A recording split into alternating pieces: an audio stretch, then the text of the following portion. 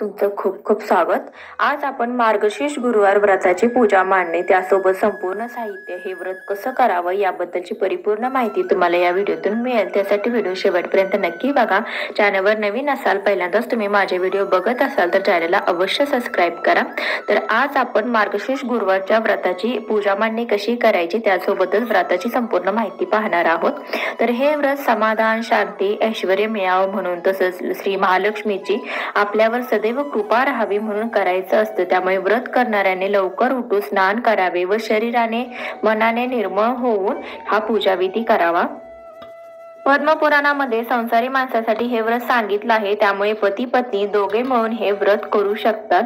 तर ही पूजा आपण स्वतःही करू शकतो, फक्त ती करताना मनोभावे करावयाची आहे। देवीची स्थापना करताना तिचं तोंड पूर्वेकडे किंवा उत्तरेकडे असावे आणि देवीची स्थापना करण्यापूर्वी घरातील जागा शक्यतो गाईच्या शेणाने सारवून घ्यावी। आजकाल सारवायच्या जमिनी नसतात, त्यामुळे फरशी असल्या स्वच्छ पाण्याने पुसून घ्यायची आणि ज्या ठिकाणी आपण देवीची स्थापना करणार आहोत ती जागा स्वच्छ करून त्या ठिकाणी पाट मांडायचंय किंवा चौरंगा मांडायचंय आणि त्या ठिकाणी आपण पूजा मांडणी, व्रताची पूजा मांडणी करणार आहोत। मार्गशीर्ष व्रताविषयी संपूर्ण व्हिडिओ मी तुमच्यासोबत शेअर करणार आहे, त्यासाठी चॅनलला नक्की सबस्क्राईब करा आणि शेजारील बेल आयकॉन ही क्लिक करा। त्यामुळे मी जेव्हा नवीन व्हिडिओ अपलोड करेन तर त्याचं नोटिफिकेशन तुम्हाला तुमच्या फोनवर मिळेल। तर ह्याच्या पुढचा व्हिडिओ कलश डेकोरेशन कसं करायचं याचा पुढचा व्हिडिओ मी तुमच्यासोबत शेअर करणार आहे। तर आपल्याला पहिल्यांदा लागणारे साहित्य बघूया। तर 5 पत्री घ्यायचे, 5 फुलांची किंवा फळांच्या ढाळ्याची पत्री घ्यायची। गणपतीसाठी मी त्याची दुर्वा घेतलेली आहे, हराळीची पेंडी करून घेतलेले आहेत। देवीसाठी मुखवटा, व्रताचं पुस्तक घ्यायचंय।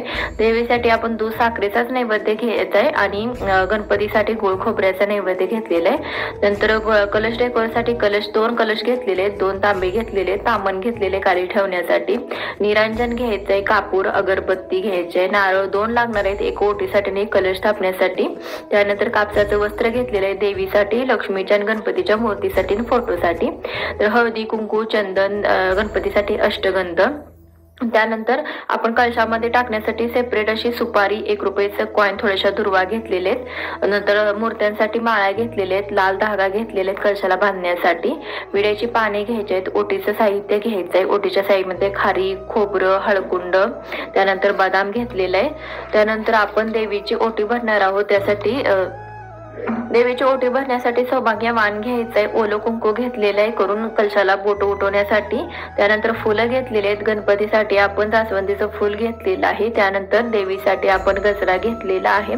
त्यानंतर कलशात घालण्यासाठी पाणी, त्यानंतर भरपूर अशी तांदूळ घ्यायचे आहेत आपण कलशात घालण्यासाठी आणि रास घालण्यासाठी। तर त्यानंतर ओटी घालण्यासाठी ही तांदूळ लागणार, त्यामुळे जास्तीचे तांदूळ घेतलेले आहेत। ब्लाउज पीस घेतलेला आहे ओटी भरण्यासाठी, 5 फळं घ्यायचे आहे। असं आपले एकत्रित साहित्य आहे। तर समजलं नसेल तर पुढे तुम्हाला व्हिडिओ मध्ये जाणून घ्यायला येईलच। तर आता आपण पूजेला सुरुवात करूया। तर ज्या ठिकाणी पूजा करायची ती जागा स्वच्छ करून घेतलेली आहे। त्यानंतर तिथे मी पाट मांडून घेतलेला आहे। तर पाटावरती लक्ष्मीचा फोटो ठेवलेला आहे एका साईडला, दुसऱ्या साईडला कलश स्थापनेसाठी जागा उरवून ठेवलेली। तर इथे मी 2 पाट मांडलेले आहेत, तुम्ही चौरंगी मांडू शकता किंवा आणखीन एक एक्स्ट्राचा पाट मांडू शकता। तर अशी मी पूर्वतयारी केलेली आहे। पाटाभोवती रांगोळी काढून घ्यायची आहे, 2 समया ठेवून दिलेले आहेत, समईमध्ये तेल, नंतर वात घालून घेतलेले। तर सर्वात आधी आपण दीप प्रज्वलित करणार आहोत।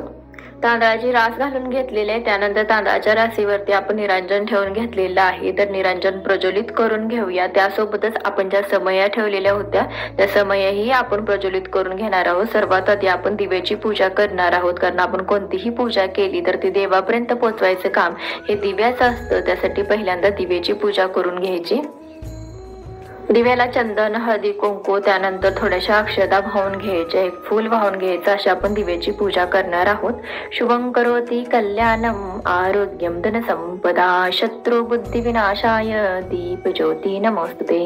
तर अशा आपण दिव्याची पूजा करून घेतलेली आहे। आता दिव्याला नमस्कार करून घ्यायचं, माझी पूजा देवापर्यंत पोहोचव अशी प्रार्थना करायची। त्यानंतर आपण आता गणपतीची स्थापना करून घेणार आहोत। त्यानंतर आपण माता लक्ष्मीच्या मूर्तीचीही स्थापना करून घेणार आहोत। मूर्ती नसेल तर मूर्ती स्वरूप तुम्ही सुपारीची ही स्थापना करू शकता। तर पहिल्यांदा विड्याचे 2 पाने ठेवलेले आहेत, त्यावरती आपण थोडीशी तांदळाची रास घातलेली आहे। त्यानंतर गणपतीची मूर्ती त्यावरती ठेवलेली आहे। गणपतीच्या मूर्तीला चंदन लावून घेतलेलं आहे, त्यानंतर अष्टगंध लावून घ्यायचा आहे। अशी आपण गणपतीची पूजा करणार आहोत। तर इथं श्री गणेशा झालेला आहे आपल्या पूजेचा। वक्रतुंड महाकाय सूर्यकोटी समप्रभ निर्विघ्नं कुरु मे देवी सर्वकार्येषु सर्वदा।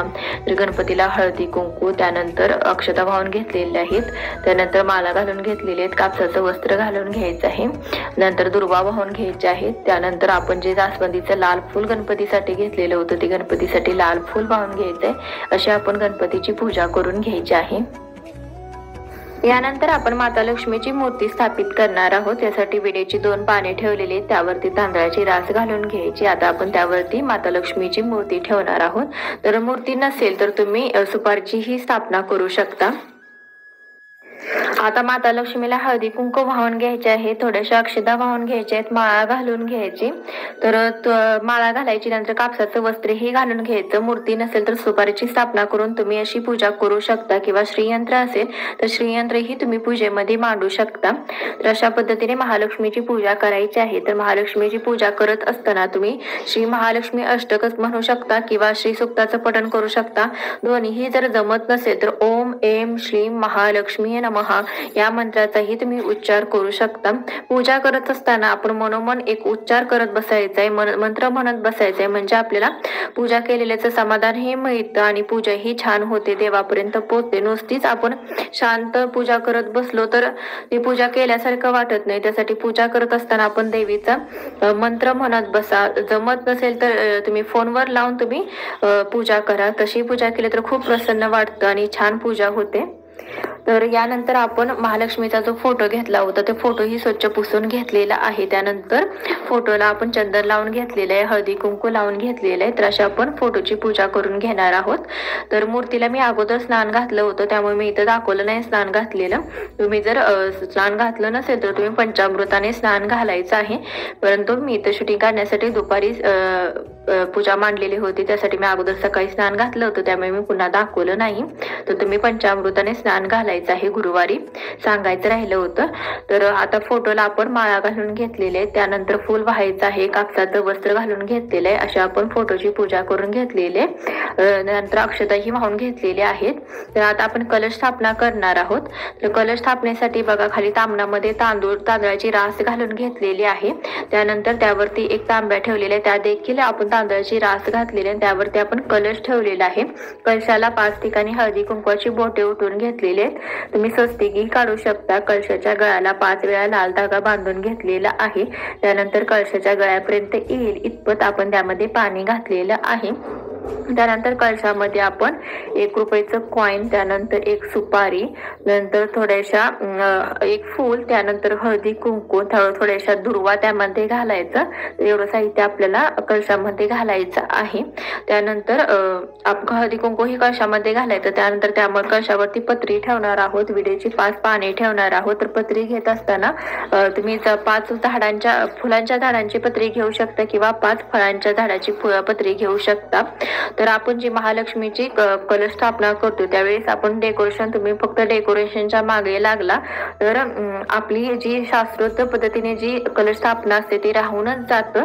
तर डेकोरेशन ही तुम्ही करा, पण डेकोरेशन करत असताना जी आपली शास्त्रोक्त पद्धतीने आपण जी पूजा मांडतो ती पूजा मांडणी चुकायची नसते। तर तुम्ही डेकोरेशन करत असताना तांबणामध्ये जो कलश असतो त्या कलशामध्ये पाणीच भरायचे, त्या कलशामध्ये तांदूळ भरलं जात नाही। तुम्ही डेकोरेशन करायच्या नादात कलशामध्ये तुम्ही तांदूळ भरून त्यावरती नारळ स्थापित कराल, असं करायचं नाही। तर इथे मी सजावट ही केली आहे, पण सजावटी बरोबर आपली जी पूजा मांडणी आहे ते देखील मी तुम्हाला सांगितलेली आहे, तर ते चुकवायचं नाही।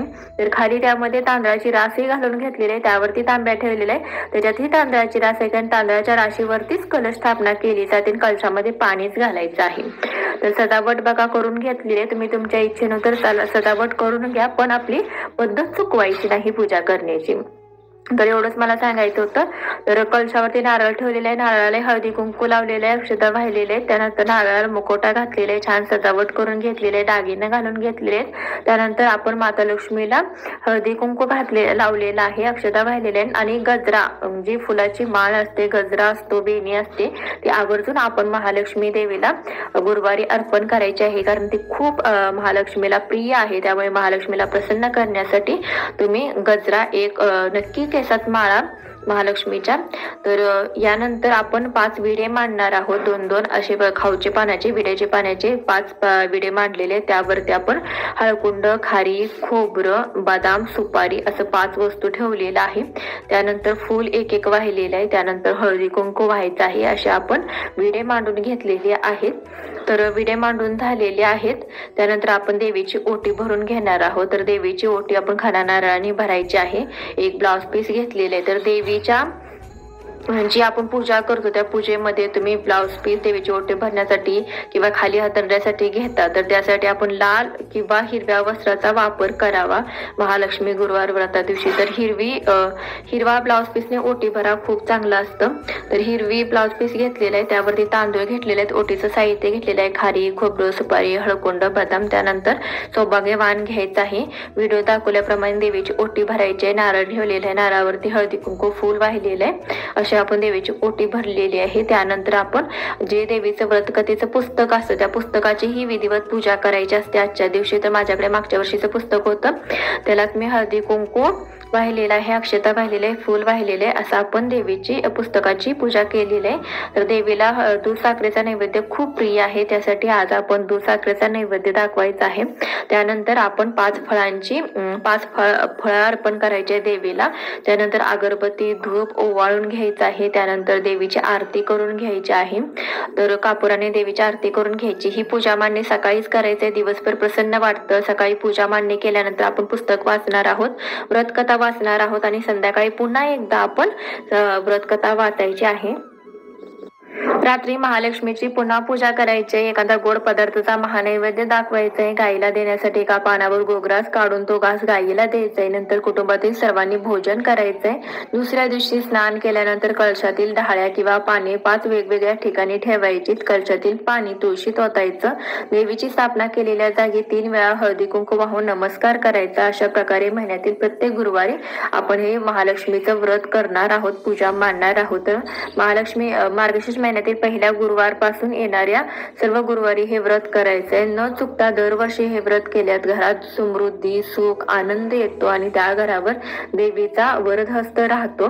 तर श्री महालक्ष्मी देवीने पद्मपुराणात देखील सांगितलं आहे की जो माझं व्रत नित्य नेमानं करेल तो सदैव सुखी आणि समाधान राहील. त्यासाठी आपण हे गुरुवारचं व्रत करायचं आहे. तर आज मी तुम्हाला अतिशय सोप्या पद्धतीने, विधिवत पद्धतीने महालक्ष्मी गुरुवारचं व्रत मांडणी कशी करायची, त्यासोबत सजावट ही सगळ्याची काळजी कशी घ्यायची हे सांगितलेलं आहे. व्हिडिओ छान वाटला तर जास्तीत जास्त लोकांपर्यंत नक्की शेअर करा. चॅनलवर नवीन असाल तर चॅनलला सबस्क्राईब करा. एक लाईक नक्की करा. तुम्हाला व्हिडिओ जर आवडला असेल तरच लाईक करा, नाहीतर करू नका. तुमच्या प्रतिक्रिया मला कमेंटद्वारे नक्की पोहोचवत जावा, त्यामुळे मलाही समजेल तुम्हाला माझे व्हिडिओ कसे वाटत आहेत.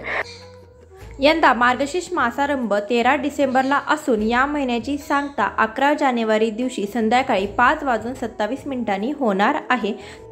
या वर्षीचा पहिला गुरुवार 14 डिसेंबरला असणार आहे, दुसरा गुरुवार 21 डिसेंबरला, तिसरा गुरुवार 28 डिसेंबरला, चौथा गुरुवार 4 जानेवारीला आणि 5वा गुरुवार 11 जानेवारीला असणार आहे. तर 5व्या गुरुवारी अमावस्या आहे, तरी देखील आपण गुरुवार पाळायचे आहे. असे आपण 5 गुरुवार उपवास करा. श्री स्वामी समर्थ. ओम महालक्ष्मी नमो नमः.